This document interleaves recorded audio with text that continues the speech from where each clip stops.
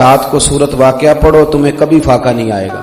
حضرت سیدنا عثمان غنی رضی اللہ تعالیٰ عنہ فرماتے ہیں کہ میں حضرت عبداللہ ابن مسعود رضی اللہ تعالیٰ عنہ کی تیمارداری کرنے کے لیے گیا۔ شدید علیل تھے اور ان کی بیٹیاں زیادہ تھی، بیٹا کوئی نہیں تھا۔ امیر المومنین حضرت عثمان غنی اپنے دور خلافت میں تشریف لے گئے۔ فرماتے میں نے انہیں جا کے کہا کہ میں چاہتا ہوں کہ خزانے میں سے نا کچھ تھوڑی سی آپ کی بیٹیوں کے لیے مدد کر دوں تاکہ کام آئے۔ حضرت عبداللہ ابن مسعود رضی اللہ تعالیٰ عنہ شدید بیمار تھے، دوستوں سے کہنے لگے مجھے اٹھا کے بٹھاؤ۔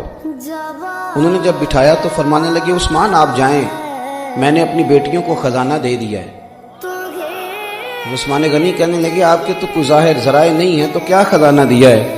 فرمانے لگے میرے نبی کریم علیہ السلام نے فرمایا ہے رات کو سورت واقعہ پڑھو تمہیں کبھی فاقہ نہیں آئے گا۔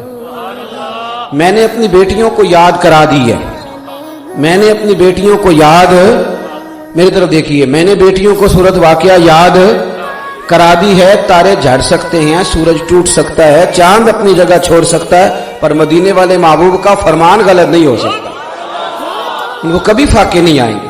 ایک صاحب میرے پاس آئے کہنے لگے جی تعویذ دے دیں، گھر میں چیخنے چلانے کی آوازیں آتی۔ میں نے کہا سورت بقرہ پڑھو جا کے۔ کہنے لگا جی آپ تھوڑی تکلیف کریں، لکھ نہیں دیتے تعویذ؟ میں نے کہا سورت، اس کا موقف ہے کہ پیر صاحب تکلیف نہیں کرنا چاہ رہے، دو لفظ نہیں لکھ کے دے رہے۔ اور میں نے کہا جاؤ سورت بقرہ پڑھو۔ کہنے لگے نہیں آپ تعویذ لکھ دیں۔ میں نے کہا تعویذ میرے والا اچھا ہے یا جو نبی پاک عطا کرے وہ زیادہ اچھا ہے؟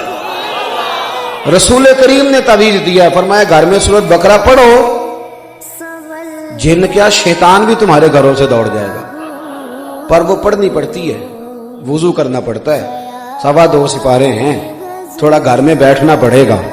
تو اس لیے پیروں نے بھی ہمیں تعویذوں پہ لگایا تو ہم بھی پورے لگے ہوئے ہیں کہ تعویذ لاؤ سیدھا جا کے۔ یہ پڑھنے پڑھانے کا کام کون کرے؟